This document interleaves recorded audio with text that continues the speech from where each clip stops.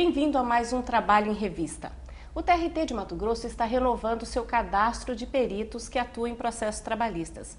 Mas o que exatamente fazem esses profissionais? Como eles auxiliam os juízes na hora de julgar uma ação? E quem paga as perícias realizadas em disputas judiciais? Essas e outras dúvidas a gente tira agora com a nossa entrevistada de hoje, juíza Roseli Chocaira, titular da 9ª Vara do Trabalho de Cuiabá. Doutora Roseli, o que é que fazem esses peritos judiciais em processos trabalhistas? O perito judicial funciona como um olho técnico do juiz. Ele é um auxiliar da justiça, um profissional que tem conhecimento técnico especializado e que vai auxiliar o juiz dando informações técnicas sobre aquela questão controvertida. E quem que pode ser? São profissionais com especialidade na área específica desse conhecimento e que são cadastrados e credenciados pelo nosso tribunal para atuar como perito na Justiça do Trabalho. Então, os peritos não são necessariamente servidores públicos, eles não precisam fazer concurso público? Não, eles são auxiliares da Justiça, mas são fora do quadro de servidores efetivos do tribunal. Apesar de que, no nosso tribunal, nós temos uma médica perita, que também tem a função de realizar perícias, mas ela tem outras atribuições. Doutora, e quais são as profissões? Porque a senhora falou que são profissionais que têm o conhecimento técnico, mas a gente sempre imagina que peritos são médicos, sempre para avaliar questões de acidente de trabalho. É isso mesmo? São só profissionais da área de saúde? Não, são todos os profissionais que tiverem conhecimento técnico sobre determinado assunto controvertido e que seja objeto de discussão em uma ação judicial. Aqui na Justiça do Trabalho é muito comum nós termos médicos, engenheiros, nós também temos as perícias grafotécnicas, que são aquelas para conferir a autenticidade ou não de uma assinatura, de um documento. As perícias de insalubridade e de periculosidade são em número tão grande quanto as perícias médicas feitas para verificar incapacidade laborativa decorrentes de acidente de trabalho ou doença ocupacional. Doutora, aqui na Justiça do Trabalho, a perícia ela é realizada em processos que envolvem que questões? Qual é o maior número de assuntos, de temas que se discute que há necessidade de perícia? Certo. Aqui, antigamente, nós tínhamos mais perícias de insalubridade e de periculosidade, que são realizadas por médicos do trabalho ou engenheiros de segurança, para verificar se o empregado e o trabalhador está exposto a agentes insalubres, que fazem mal à sua saúde, ou expostos a riscos acentuados.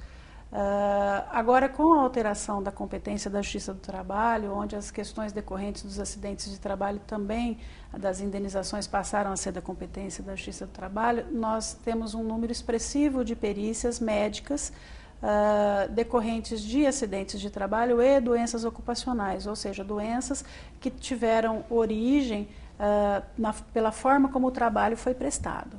Doutora, e a perícia, o resultado, o laudo, ele é determinante? Ele é muito importante para o resultado da ação. Agora, tem uma particularidade, o juiz não está obrigado a julgar de acordo com o laudo, desde que ele faça uma decisão fundamentada dizendo por que ele discorda deste laudo. Agora, a perícia é uma prova muito importante, é uma prova muito segura, né, e que exige um conhecimento técnico que o juiz não tem. Por isso ele se vale do perito, que é uma pessoa da confiança dele. As partes têm o direito de indicar o assistente técnico, que também tem esse conhecimento especializado para orientar a parte na verificação, no acompanhamento do trabalho que o perito está fazendo. Então, além do perito, que é indicado pelo juiz, outros profissionais gabaritados naquela área também podem acompanhar? Atuam no processo na condição de assistente técnico. Ele, da mesma maneira que o juiz não tem aquele conhecimento científico, técnico-científico necessário para julgar, ele precisa do apoio desse profissional especializado, a parte também se vale de um profissional especializado para lhe dar suporte, subsídios, para que ele possa se conduzir naquele processo e provar aquela alegação que ele faz ou fazer uma contraprova à alegação que a outra parte faz contra ele. Doutora, o perito, como é que o juiz tem uma relação de profissionais, como é que o juiz indica esse profissional? Nós temos uma lista com peritos que manifestaram interesse em nos auxiliar, em ser auxiliares do juízo. Agora o tribunal recentemente editou uma portaria regularizando isso, criando a sala de perícias, com o objetivo de otimizar esse trabalho. Existe uma lista, um cadastro de peritos, um banco de dados que está sendo agora renovado, e os juízes dentro dessa lista, ele escolhe quais são os peritos que estariam credenciados para trabalhar em processos da sua respectiva vara. Por quê? Porque o perito, ele é um profissional da confiança do juiz. Então, dentre aqueles cadastrados, habilitados, o juiz pode dizer quais daquela relação podem fazer perícias na vara onde ele atua. A senhora falou de uma portaria, de uma nova regulamentação que abre o prazo para cadastro. Isso, está sendo renovado, está aberto o prazo para a renovação do cadastro desses peritos. No nosso site vai estar disponível num banner específico a relação de documentos, o modelo do requerimento. Com isso, busca-se atualizar os dados desses peritos, compilar esse banco de dados e, a partir daí, os juízes fazerem os credenciamentos das respectivas varas, porque os peritos vão atuar agora numa forma de rodízio, para que haja uma distribuição mais racional do trabalho entre eles. E, então, essa lista é necessária para se fazer esse rodízio. Doutora, a senhora falou em site, é o site da Justiça do Trabalho. Que está aparecendo agora na nossa tela. Isso. Doutora, a sala de perícia, eu queria falar um pouquinho mais sobre essa sala de perícia. Sim. Ela é um espaço, esses profissionais ficam aqui de plantão, como é que se dá? A sala de perícia, ela foi feita pelo tribunal também visando otimizar o trabalho dos peritos e facilitar o acesso do trabalhador, porque ele já veio aqui antes de fazer a perícia para fazer as audiências da ação dele. Então, ele sabe onde ele deve se dirigir, ao invés de ir para a cidade procurar o consultório desse médico que foi nomeado perito. Então, isso facilita bastante. É um espaço próprio para isso. A sala conta com alguns equipamentos que os médicos necessitam para fazer o exame daquele periciando. Esse espaço ele é utilizado mediante um rodízio também, um prévio agendamento entre os peritos, né, e funciona vinculado à diretoria do Foro de Cuiabá. E essa sala de perícia, doutora, ela é uma estrutura que existe em toda a Justiça do Trabalho do Brasil? Todos os tribunais disponibilizam? Não. Eu tenho notícia da existência de uma sala de perícia num tribunal do Rio Grande do Sul, em uma vara do interior, mas não sei qual a estrutura que essa sala tem. É uma atividade, pode-se dizer, pioneira do nosso tribunal. E isso tem facilitado também para os magistrados e servidores, essa sala de perícia? Eu acredito que sim, porque o trabalho fica otimizado, o periciando já sabe onde ele deve ir, isso evita perdas de datas de agendamento, porque o reclamante não conseguiu localizar, ou porque foi ao consultório e o médico não estava, essas coisas. Então, uma vez agendada, a perícia é realizada e evita-se adiamentos. Doutora, a senhora falou de um cadastro que está sendo renovado. Quem tem interesse em se habilitar, o que fazer? Mas isso a senhora responde. Daqui a pouco a gente vai para um breve intervalo, não sai daí, a gente já está de volta.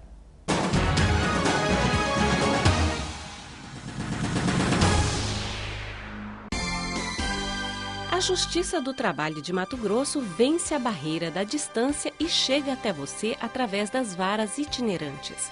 Com a vara itinerante em sua cidade, você não precisa se deslocar até o município sede da vara do trabalho. Procure saber quando o juiz do trabalho estará atuando em sua cidade para que você possa exercer plenamente seus direitos de cidadão. Justiça do Trabalho em Mato Grosso. A Justiça Cidadã.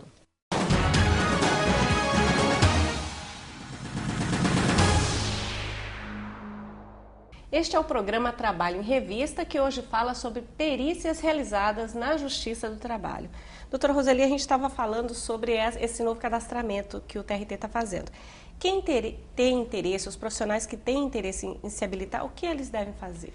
Eles têm que encaminhar um requerimento para o tribunal, acompanhado de alguns documentos que são relacionados nessa portaria, e esse material pode ser obtido no site do tribunal, em banner específico, para peritos judiciais. E também pode entrar em contato com a Secretaria Judiciária, que já está preparada para atendê-los nesse trabalho novo de cadastramento. Que funciona também aqui no TRT, aqui em Cuiabá. Funciona aqui no TRT de Cuiabá. Essa portaria, doutora, a senhora falou que ela disciplina um rodízio. Sim. Que rodízio é esse? Esse rodízio é uma forma de nomeação alternada dos peritos para que haja uma melhor distribuição, uma distribuição mais racional da carga de trabalho entre eles, pois todos são da confiança do juízo. Mas aqui na capital são 9 varas, então às vezes acontece de no mesmo dia o perito ser nomeado em processos em várias varas e em detrimento de outro. E isso traz um acúmulo de trabalho, porque eles têm prazo para apresentar esse laudo, né? Então, esse sistema de rodízio visa otimizar esse trabalho dos peritos, assim como também a carga concentrada na diretoria do foro. Antes, os peritos tinham que vir a cada vara para buscar ou devolver o processo, levando tempo no atendimento. Agora não, ele é recebido na diretoria do foro, retira o processo ali, devolve o processo ali. Isso também vai fazer com que ele ganhe tempo. Doutora, e quem paga esses profissionais? Quem é que paga a perícia? Quem paga a perícia é a parte que é sucumbente quanto ao objeto da perícia. Aquele que perde. É isso? É o que perde. Se eu aleguei que trabalhava em condições insalubres e o perito constatar que não era insalubre o meu ambiente de trabalho, eu, trabalhador, vou pagar a perícia. Mas a grande maioria dos nossos trabalhadores são beneficiários da justiça gratuita e existe uma verba orçamentária específica para pagamento de honorários periciais. Então, nesse caso, quando o reclamante perde, é ele que paga. Se ele for beneficiário da justiça gratuita, esse perito vai ser remunerado com essa verba orçamentária, né, que é de responsabilidade da União. E quando a empresa é sucumbente, quando ela perde a perícia, ela é condenada no pagamento dos honorários periciais. Doutora, e a gente está falando de perícia, de acidentes. A legislação tem uma série de exigências relacionadas ao ambiente de trabalho, às condições para evitar acidente de trabalho. Como é que está isso? A sociedade está consciente, as empresas, o trabalhador? Percebe-se, né, uma evolução, sim. As pessoas hoje estão mais conscientes da necessidade de preservar a própria saúde e as empresas também estão mais conscientes da necessidade de preservar a saúde do seu empregado, porque ela compra a força de trabalho do empregado e não a saúde. Nós não podemos trabalhar a ponto de nos inutilizar, nos tornar uma pessoa inválida. Eu vejo que há, sim, uma maior conscientização, tanto por parte dos empregadores quanto por parte dos empregados. Doutora, você falou assim, o empregador ele compra a força de trabalho e não a saúde. Mas não há um pensamento corriqueiro, um senso comum de que ao trabalhar a pessoa fatalmente perde a saúde? Não pode, nós não podemos pensar dessa forma, porque você não precisa perder a saúde para trabalhar. Existem normas de segurança, de higiene, por exemplo, o intervalo intra-jornada. A lei estabelece 1 hora de intervalo intra-jornada para quem tem uma jornada superior a 6 horas diárias. Por que isso? Porque você precisa descansar, você precisa fazer a digestão corretamente, para você não desencadear enfermidades decorrentes dessa situação. Então, são normas que, se observadas, preservam a saúde do trabalhador. E a lei estabelece soluções ou saídas para que esse empregado faça com que a empresa cumpra essa obrigação de dar 1 hora de intervalo. Então, cabe ao empregador, ao empregado, aos sindicatos, instituir políticas de preservação da saúde do trabalhador. Doutora, você falou em políticas, mas a legislação ela já traz algumas exigências. Exemplo do PCMSO, do PPRA. O que é uma coisa, o que é outra para quem está nos assistindo? O que faz cada um desses programas? Existe o Plano de Controle Médico de Saúde Ocupacional, que é um acompanhamento da saúde do trabalhador naquela empresa. Que é aquele que tem o exame admissional. O periódico, exame para retorno de licença, alteração de função e o demissional. E o programa de riscos ambientais que observa o ambiente de trabalho, buscando identificar as áreas de risco e eliminar ou atenuar esses riscos. São programas instituídos por lei que vêm sendo cumpridos pelas empresas e que realmente, quando cumpridos, fiscalizado o cumprimento, evitam sim muitos acidentes e muitas doenças. Doutora, você com a sua experiência de ouvir, participar de audiências, de ouvir testemunhos de um lado, de outro lado, a sua avaliação de quem está lidando diariamente com esses conflitos, efetivamente a gente tem caminhado para melhor? O trabalhador tem recebido os equipamentos de proteção individual, por exemplo, e tem usado?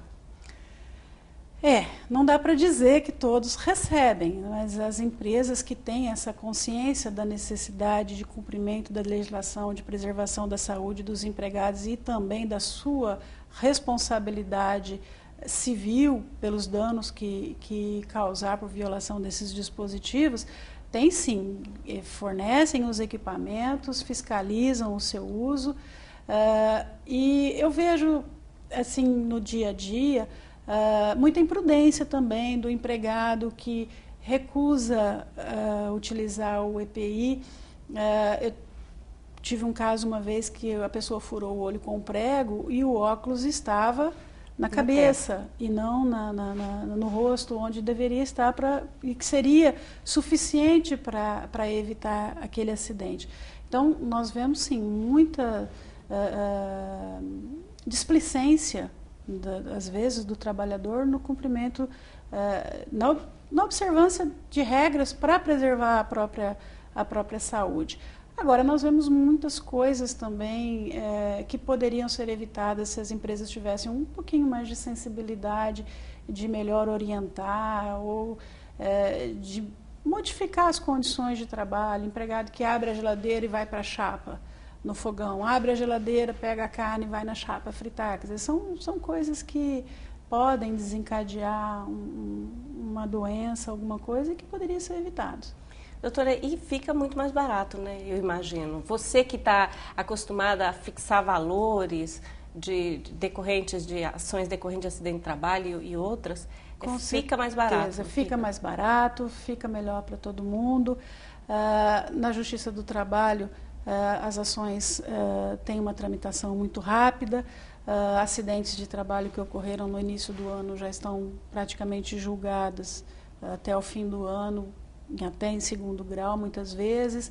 Então, a sentença condenatória é executada bem rapidamente e isso impacta a empresa. Então, é mais fácil a prevenção realmente, preservando a saúde desse trabalhador. Por quê? Porque um trabalhador inválido, ele é um custo para toda a sociedade. Para toda a sociedade.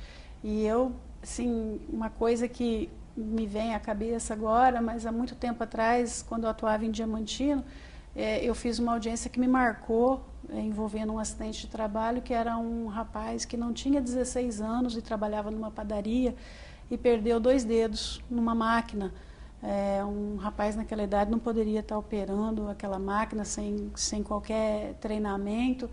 E ele entrou com uma ação contra uma empresa, a padaria, só que na audiência ele tinha vergonha da mão e ele escondia, assim, durante toda a audiência eu observei várias vezes, ele punha a mão, dali a pouco ele tirava. Então, quer dizer, é uma marca que um rapaz que está começando a vida vai levar, né, para o resto da vida dele e que poderia ser evitado se fossem observadas as normas de segurança por todos. Tanto pelo empregador, né, quanto pelo empregado. Apesar de que para um rapaz de 16 anos a gente não pode nem exigir que tivesse conhecimento ou discernimento necessário para operar uma máquina com capacidade de causar tamanho dano, né? Doutora, muito obrigada pelas suas informações, muito obrigada pela sua participação. Eu é que agradeço a possibilidade. Obrigada. Obrigada, doutora. E chegamos ao fim de mais uma entrevista no Trabalho em Revista. Se você quiser rever este programa, acesse a página do TRT na internet, trt23.jus.br, e clique no banner Vídeos, que está à direita do site. Lá você encontra também todos os programas que nós já fizemos. E você pode escolher qual será o assunto da nossa próxima entrevista. Envie sua sugestão ou a sua dúvida para o TRT de Mato Grosso. O endereço eletrônico está no seu vídeo. E agora você fica com as notícias e informes da Justiça do Trabalho. Obrigada e continue com a gente.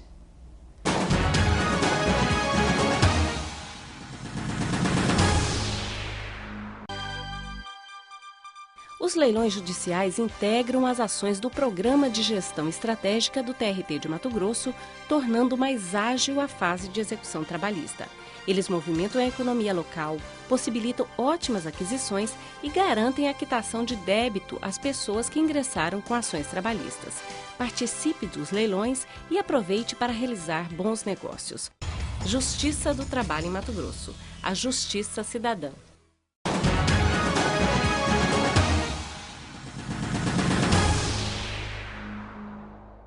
E aí, tudo bem?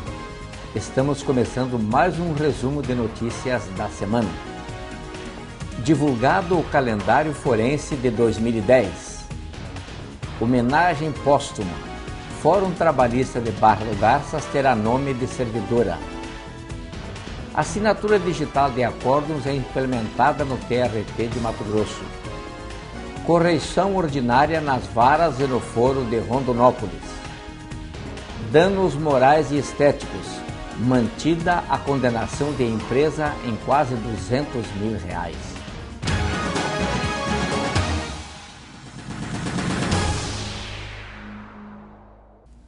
O TRT de Mato Grosso divulgou no dia 30 de julho o calendário forense de 2010, onde constam todos os feriados nacionais, estaduais e municipais do próximo ano.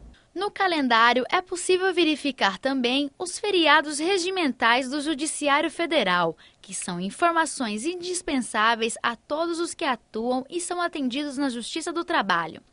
Para visualizar o calendário forense 2010, basta clicar no link Consultas, na página do TRT na internet. O Pleno do TRT da 23ª Região aprovou por unanimidade o nome da servidora Ilza Mani para a Vara do Trabalho de Barra do Garças. A servidora faleceu em 22 de junho de 2008. A homenagem póstuma será oficializada no dia 31 de agosto, na inauguração do prédio próprio da Vara, que então passará a se chamar Fórum Trabalhista Ilza Mani. A homenageada tomou posse em 4 de outubro de 1993 como técnica judiciária e passou a trabalhar em Barra do Garças desde 7 de janeiro de 2000. O período que trabalhamos juntas foi assim, o que eu posso me recordar dela era uma pessoa de personalidade forte, né? Tinha sempre muita determinação, obstinada no que sempre se propunha a fazer. Enfim, é uma pessoa que nos deixou saudade. E bem lembrado, está de parabéns, né, a escolha do nome dela enquanto servidora para dar à vara. O TRT de Mato Grosso deu mais um passo para o processo virtual. Trata-se de uma nova ferramenta de informática que está garantindo maior agilidade no julgamento de processos no tribunal. É a assinatura digital dos acórdãos. O sistema adotado segue as normas do Instituto Nacional de Tecnologia da Informação, que, através da ICP Brasil, implementadora da infraestrutura de chaves públicas, regulamenta os processos de certificação digital e garante a segurança dos dados. Bom, esse sistema permite que o desembargador, naqueles processos em que a votação é unânime, não houve divergência, não precisa mexer no voto, na própria sessão ele assina. Então ele tem um cartão magnético e no computador dele vai ter uma leitora do cartão. Nesse cartão tem a assinatura digital dele, que são os dígitos que identifica que aquela assinatura é dele, porque só ele tem aquela senha. Então, naqueles acordos em que a votação foi unânime, ele vai inserir na máquina o cartão magnético e vai digitar a senha, e com apenas um clique todos os votos sairão assinados digitalmente. Ou seja, ele não utiliza mais a caneta para colocar a assinatura dele. E dali já sai direto para o Diário da Justiça, para a publicação no Diário da Justiça. Então, nós vamos acelerar a publicação e não perderemos mais tempo em imprimir no gabinete e assinar os votos. Será realizado no dia 7 de agosto o encerramento das correições ordinárias no foro e nas 2 varas do trabalho de Rondonópolis. As correições começaram no último dia 3. O encerramento das correições será feito pelo presidente e corregedor do TRT de Mato Grosso, desembargador João Carlos Ribeiro de Souza. As correições são realizadas periodicamente nas unidades da Justiça do Trabalho e têm como objetivo verificar a regularidade da tramitação processual e a qualidade dos serviços prestados aos cidadãos. Um trabalhador perdeu 2 dedos da mão esquerda e teve um terceiro esmagado durante o trabalho de limpeza de uma máquina de triturar soja numa empresa agroindustrial. A sentença de 1º grau, que condenou a empresa em quase R$200 mil, foi mantida pela 2ª turma do tribunal. Na sentença, a juíza Eliane Xavier de Alcântara condenou a empresa a pagar indenização de R$50 mil por danos morais e estéticos. Além disso, a empresa deverá pagar uma pensão mensal de R$ 287 do dia do acidente até o dia que um trabalhador completar 65 anos. A empresa recorreu, mas a relatora, desembargadora Leila Calvo, entendeu que não houve culpa exclusiva da vítima, pois a empresa não adotou as medidas de segurança necessárias. As testemunhas afirmaram que todos limpavam as máquinas sem desligá-las e que os encarregados sabiam dessa prática. Assim, a relatora manteve os valores fixados na sentença. O voto foi acompanhado por unanimidade pela turma. E agora vamos conferir o calendário das varas itinerantes desta semana. Haverá itinerante de 3 a 6 de agosto em Campo Verde. Já no período de 3 a 7 de agosto, as itinerantes estarão nos municípios de Confresa, Vila Rica, Guarantã do Norte, Peixoto de Azevedo e Rosário Oeste. E por hoje é só. Obrigado pela sua audiência. Na próxima semana estaremos de volta. Até lá!